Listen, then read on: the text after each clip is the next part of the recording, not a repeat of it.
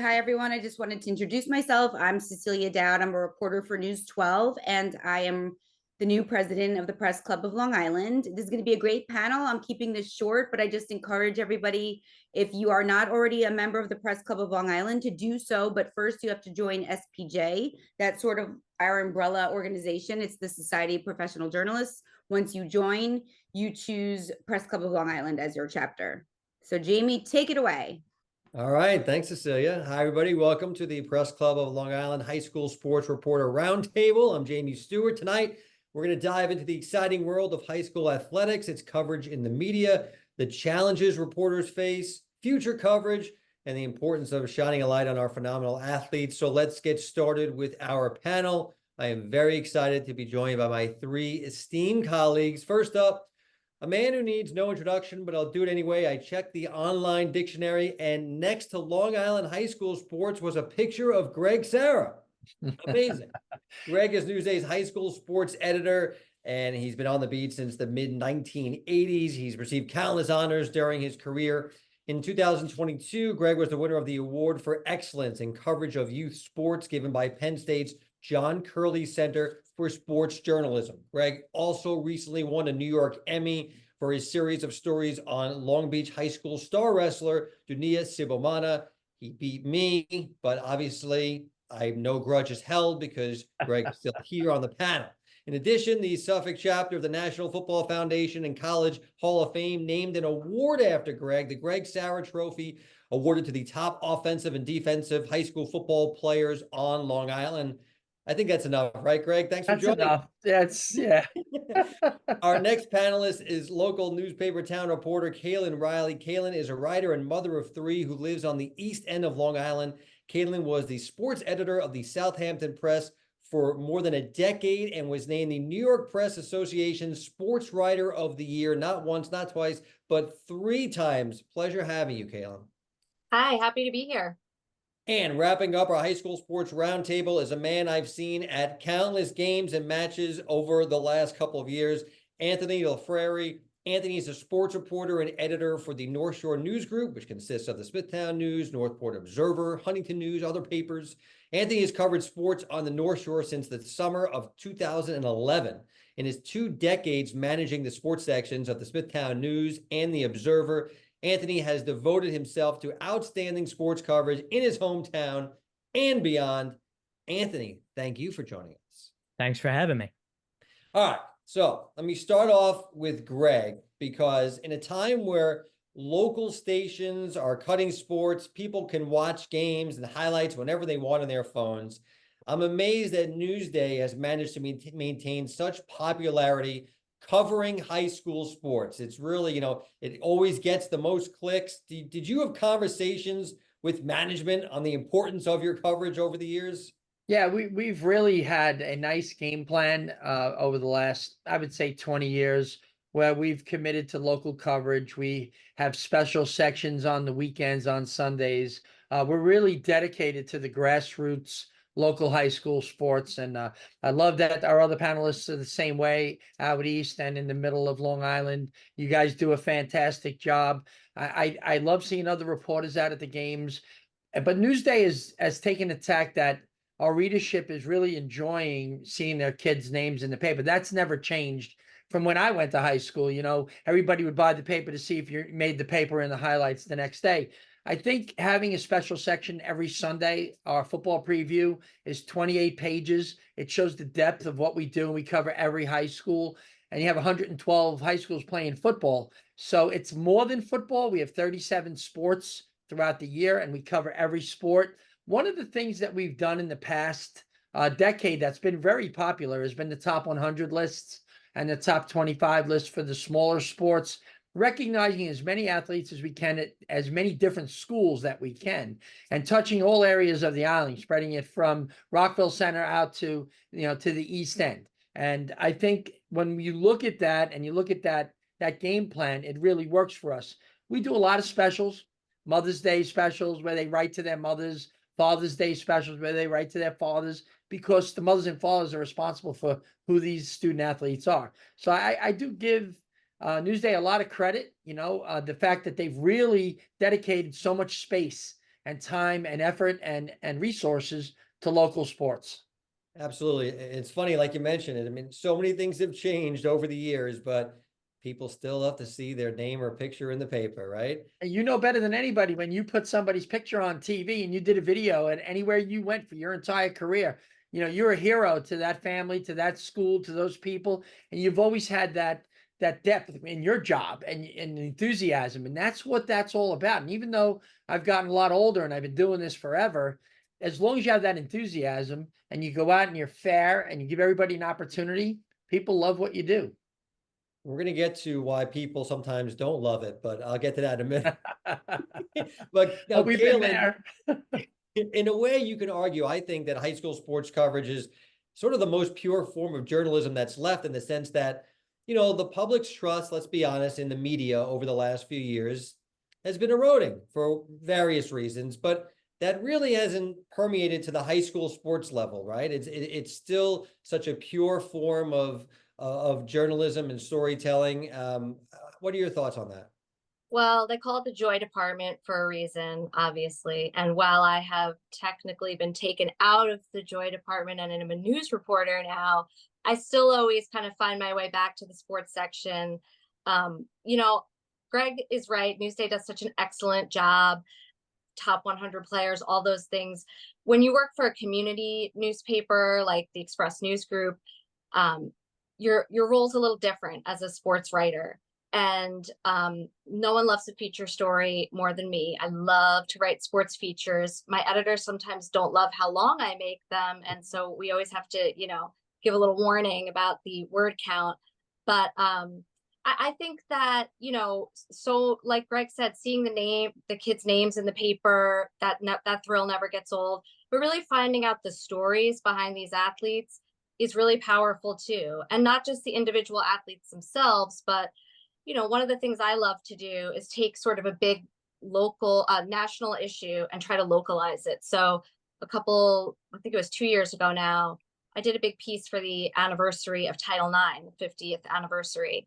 And I spoke to a couple coaches, some legendary female coaches from our coverage area, Chris Holden, who won a state championship coaching Southampton field hockey, and Debbie Jane, who also happened to be my coach when I played field hockey at Pearson High School, probably when Gregg was definitely a few years into his career. And it was really fascinating listening to them speak about what their experience were like as high school athletes before Title IX, and then understanding what the world is like for these athletes now. I mean, I live in the West Hampton Beach School District, and their girls lacrosse team has been the pride of the school the last couple of years.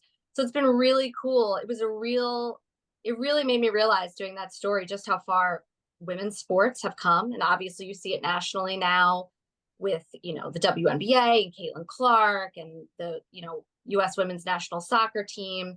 And so I really enjoyed bringing that to a local level, talking to some high school kids, some female athletes about what it meant to them to play sports. And then, you know, there's always those human interest stories too that are really fascinating. I did a feature about Charles Manning a couple of years ago, who's the son of Maurice Manning, who was like a legendary basketball player at Bridgehampton High School. And, you know, that was a really, really cool story because, you know, in many ways, his father sort of felt like he didn't realize what could have been his full potential, and he didn't want to see that happen for his son. And he went to a lot of different high schools, eventually came back to Bridgehampton, then went on to play in college.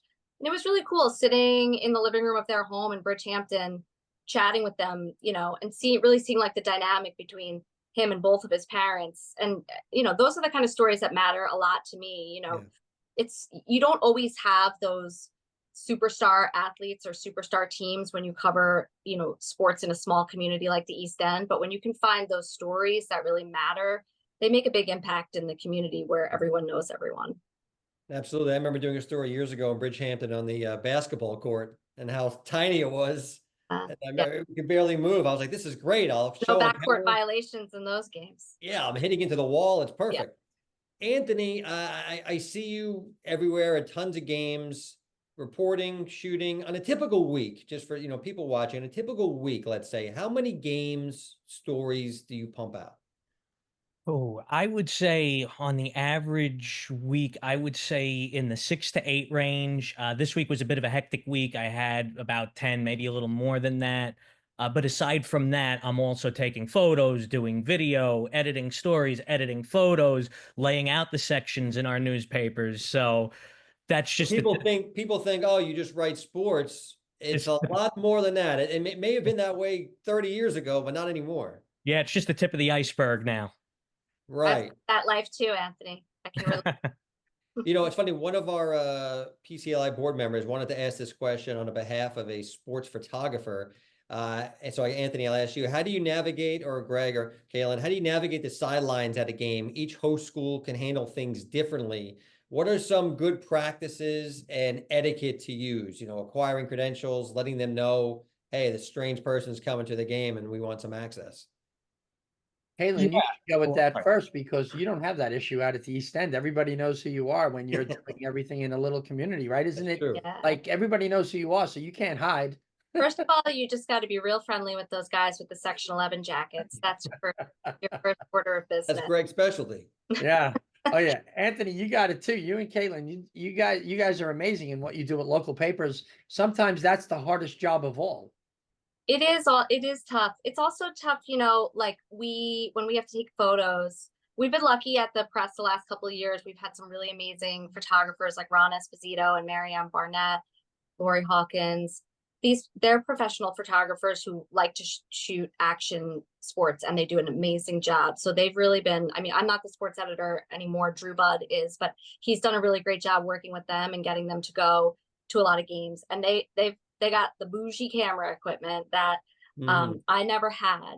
So sometimes, the challenge might be, especially with indoor sports, if you don't have a certain, like equipment, you're just really not going to get very far. Certain sports, you cannot really use a flash. And so if you don't have the right camera equipment, you really need someone that can shoot those indoor sports that has that kind of camera equipment that frankly, I really never was going to invest in because it's a lot of money. Yeah, no, it is. Anthony, I see you shooting a lot of stuff, and I do the same now. And I'm not a photographer, but when you start doing it, you start getting prideful about your pictures, and you start saying, like, you know what, I can do this better. I'm sitting there up at night on YouTube figuring out different ways to shoot stuff. I'm like, this isn't what I went to school for, but the job has certainly evolved. But I wanted to just really quickly bring up, because you guys talked about, the grassroots and how hard it is. So you guys know Adrian Wojnarowski, the NBA legendary insider. He just retired yesterday.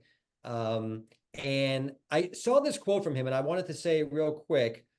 So he said, quote, "I covered the high school football games in the mud and rain and tried to get in the athletic director's office to plug my computer into his fax machine. I came up that way, and it was way harder than anything I do now.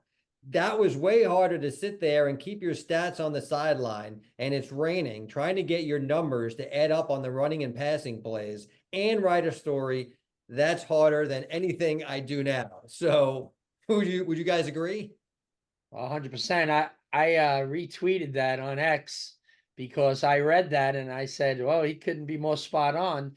The bottom line is, and just going back to what you said about navigating sidelines, although I've done this for a long time, I did pro sports early in my career in the summers when there was no high school. So I covered Yankees and Mets for the better part of 5-6 years, Giant Jet camp. So I got a real good, well-rounded experience of doing the pros and doing the high schools.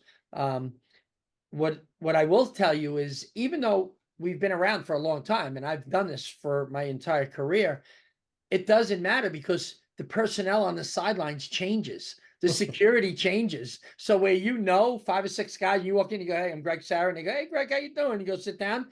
There's a new guy there. You go, "Oh, where you going?"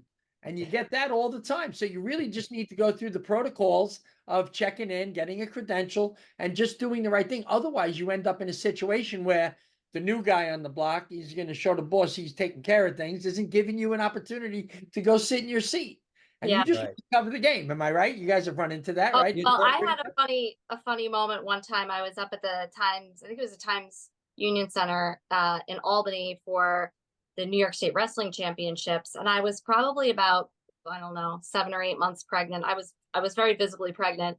And I remember, like, you know, I had been there all day shooting photos, and I walked into one area of the floor, and this one guy stopped. He said, excuse me, are you a coach? And I said, I don't know if you see a lot of like pregnant high school wrestling coaches. No, I'm not a coach, but I do have a press pass, and it was kind of just tucked away, and then he let me go through. But yeah, you do. Some guys are easy breezy, others are really, you know, you have to have all the things, because you never know when there's going to be the person that wants to see all of the credentials. Yeah, no, I mean, I've had occasions where I've come with a TV camera.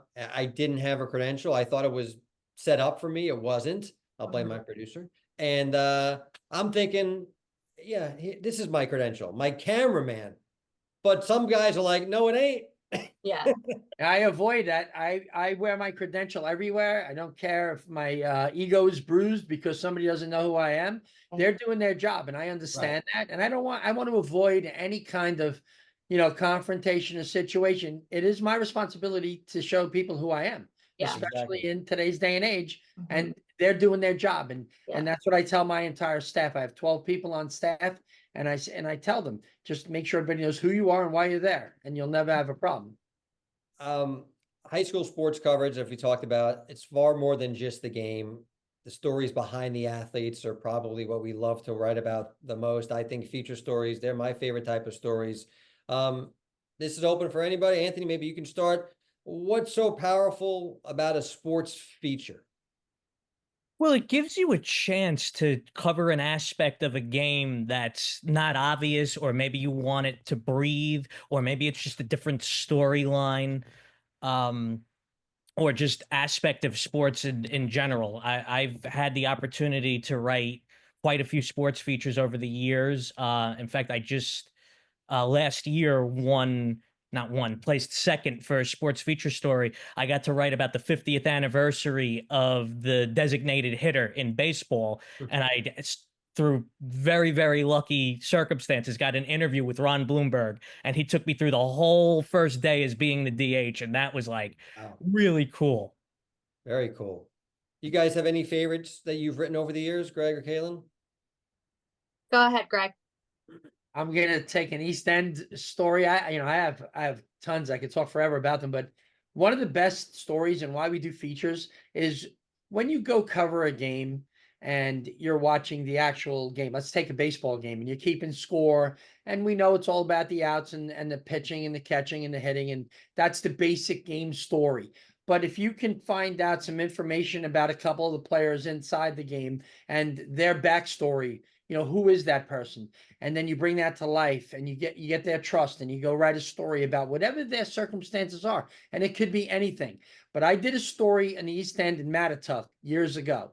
It was one of my favorite stories of my entire career. And it was the Tardif brothers, Joe and Johnny. And they were born twins, seconds apart.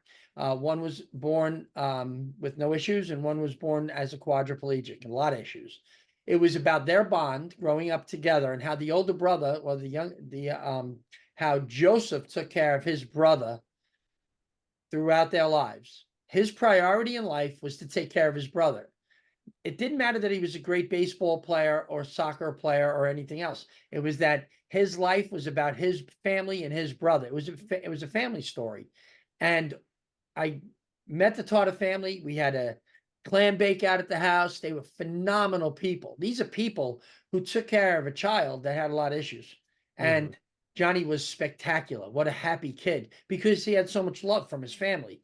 So this was inside. This was bigger than baseball, bigger than, you know, playing a sport or making All Long Island or any of that. This was about family and faith and caring about one another. And I brought that to life. And that was something that I always be proud of.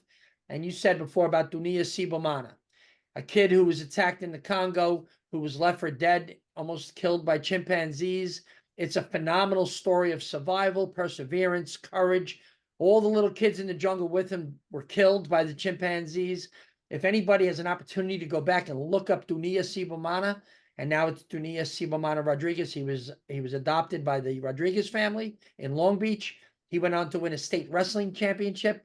His story is beyond phenomenal. It's a movie. It's a movie. It's definitely a movie. And I know there's people out there that want to make a movie out of it, and they should. They should. Because you wouldn't believe it if you'd No. be like, this is absurd, but it actually Yeah. happened. How about you, Cailin? I mean, as I have said before, I love a feature story. One that comes to my mind is a couple of years ago. There is a student at Southampton High School named Sean Stelling, and he was their quarterback for the football team. You know, over the past more recent years, Southampton football hasn't been, you know, the most winning program out there. But this is another reason why, you know, when you find these stories, they matter so much.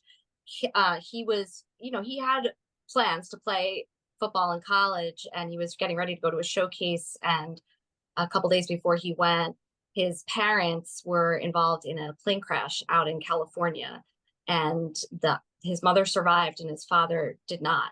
And, you know, he really had to kind of pick up for the whole family, and he had younger siblings, and his mom, you know, he really had to kind of quote unquote become the man of the house. And he still, you know, did it with grace, led the football team. And I went and sat and interviewed him and his mom. His mom is a veterinarian in Southampton, and interviewed them, spoke with them. You know, sometimes it can be a little intimidating at first talking to people when they've dealt with some sort of tragedy or something traumatic. You know, Right. the first few times I wrote like a feature obituary, you know, I was nervous, but I have come to really enjoy writing stories like that, because in those circumstances, people really like relish the opportunity to speak to you about what they've overcome, what they've had to deal with. And I find a lot of the time people really open up, and you get these amazing stories about resilience and triumph. And, you know, sports more than anything else is so tied up in that. I mean, that's why, you know, all these different sports movies are so popular. People love them. Even if you don't love that particular sport, or even if you don't love sports, there's just something about the combination of having to overcome and dealing with all these different circumstances in the world of sports that's so compelling. And it's just, you know, you don't ever want to see something tragic happen to somebody, but when you have a chance to tell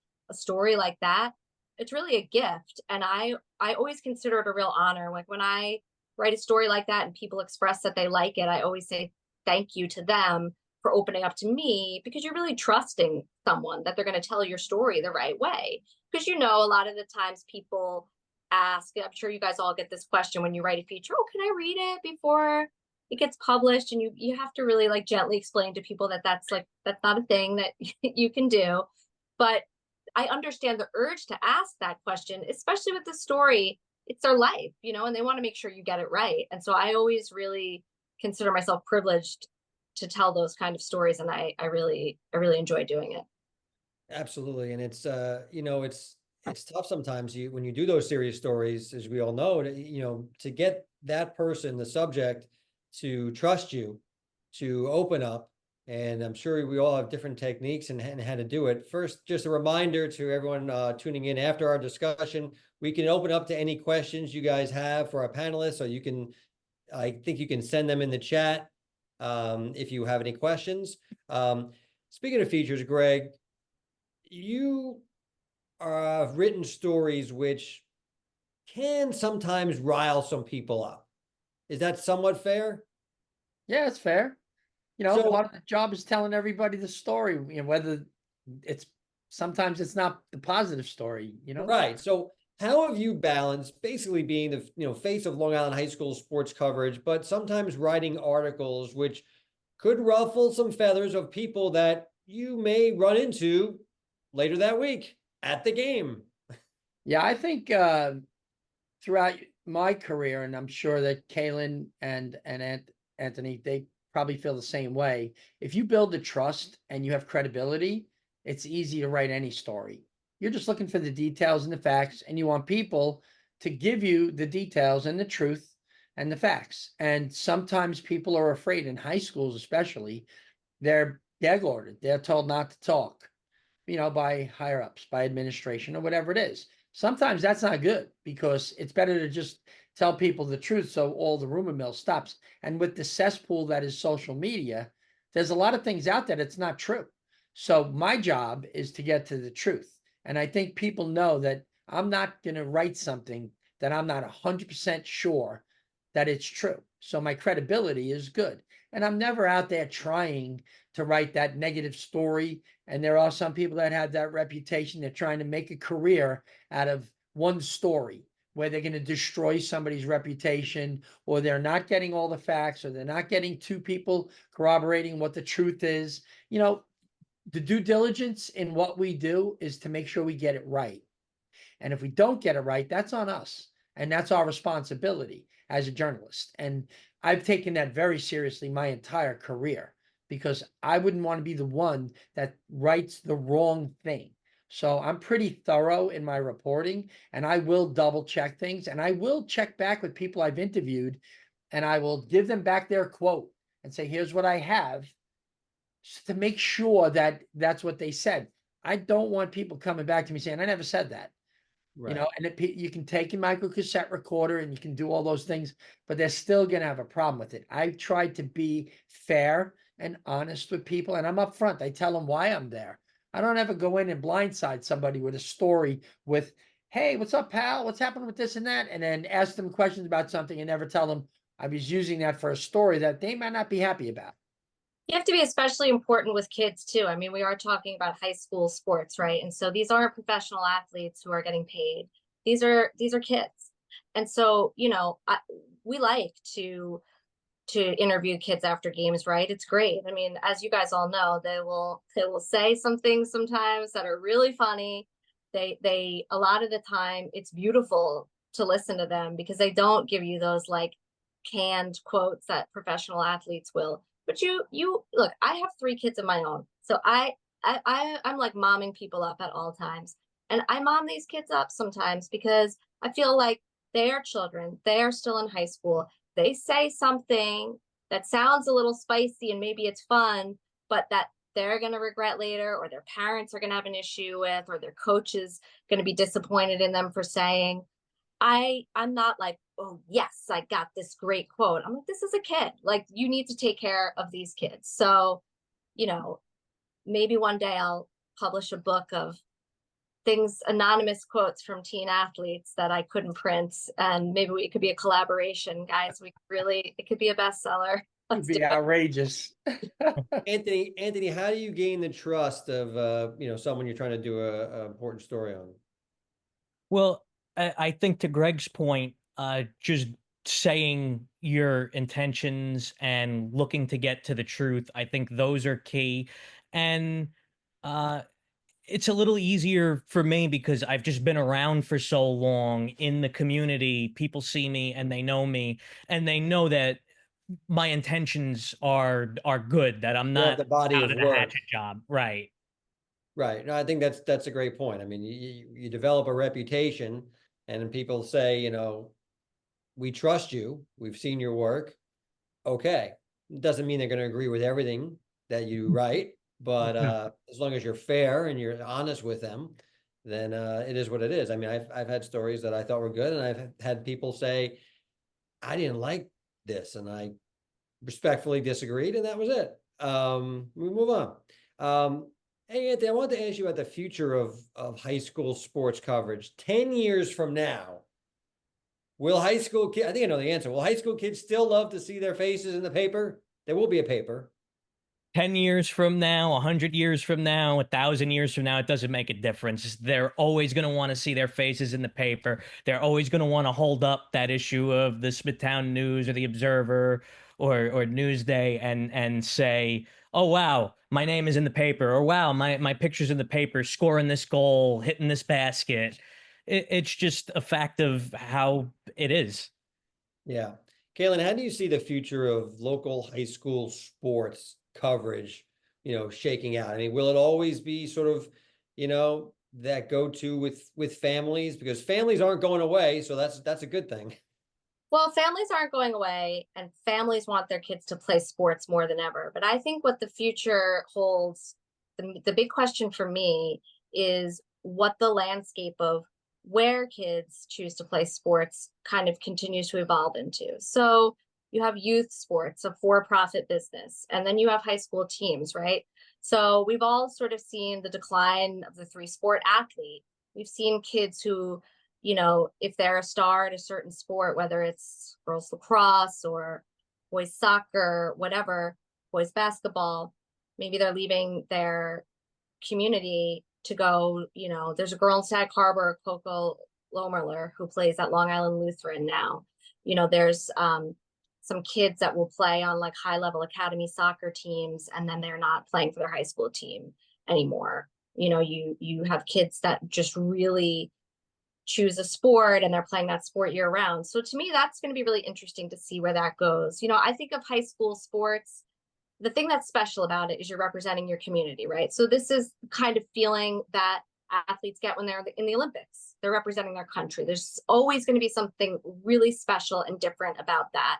When you play for a club team, you're going to still have teammates, the feeling of being on that team, but your team's going to have people from all over. Maybe it was invitation only, select, you know, you don't have that same community spirit and camaraderie. So I'm kind of really curious and interested to see where that goes, because, you know, most papers and news organizations don't really cover club teams or travel teams. And I think that's kind of right. But I'm curious what the direction is going to be if it starts to move towards more kids kind of selecting these club teams or feeling like they need to do this to get into college. I'm interested to see how that evolves over the next couple of years. No, that's a good point.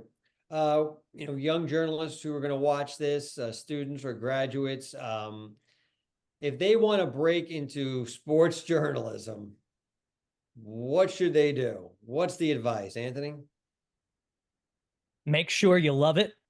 Be willing to do the work, because this isn't a job. This is a way of life. That's the shortest and best answer I could give. It's short. Gregg, what do you think? You're young, you know, I mean, the landscape, you know, has changed obviously over the years, but, you know, people love sports. I mean, we all love sports. And, you know, I remember when I was growing up in high school, I was like talking about sports every day, Ward Melville High School. And then you start thinking, what are you going to do with your life? And I was like, if I could get paid to do what I'm doing now, how awesome would that be? But what advice would you give to young journalists out there who want to get into the business? Well, I would tell you this, you know, I played baseball, football. I wrestled early in my career. I was a bowler. I did a lot of things in high school. I was an athlete. I like to see my name in the paper. I'll tell you a quick story, and it probably motivated me in my career to get it right. When I was in high school and in college, Newsday spelled my name 9 different ways. So my thing, 1 G, 1 R. you name it. I was George Sarra. I was Gregg Sarra. I was Sarra. So this whole career is basically a revenge tour? No, it's to get it right tour. I am so on my staff to spell names right. Guys, you agree with me, right? It's about spelling 100%. names right. If you put someone's name in the paper and it's wrong, it's wrong. How many times do you think I've been called Caitlin instead of Cailin? Your name is tough. And this is a perfect example of telling my young reporters, hey, when you get a name, you have them spell it back to you. When they put them on camera, right, Jamie? You spell the name and the school. Spell it back. You can't get it wrong then. You get it wrong if you make a mistake, but the idea is spell the names right. There's a reason for that. When I look back at the clips of me playing in high school and in college from 40 years ago, now think about this. I graduated in 1979, 45 years ago. I love looking at old clips, but my name is spelled 9 different ways. That stinks. And here's the story. My girlfriend in 1983 wrote a letter to Dick Sandler, the sports editor of Newsday. And she said it's ridiculous that a great paper like Newsday, can't spell my boyfriend's name right in the paper. He hits 2 home runs and you spell it one way. He throws a 2-hitter and you spell it another way. How's he going to get drafted? Because that's the mindset of people. And parents probably tell you guys the same thing they tell me. How's my kid going to get a scholarship if you keep spelling her name wrong or his name wrong? So it's got some validity to it. Well, to Dick Sandler's credit, the sports editor, he wrote her back a letter that said he was hopping mad. All right, hopping mad that happened. He apologized and said it'll never happen again. Everybody will know who Gregg Sarra is. I have the letter. It's phenomenal. I have it framed. I never got rid of it. So as my career unfolded and I became a journalist and not a baseball player, okay, because I didn't make it.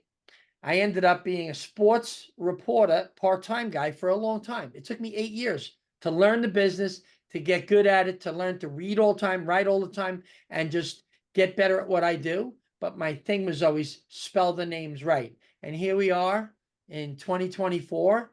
And now I'm passing that message along to other aspiring journalists that work for me. And they're all phenomenal.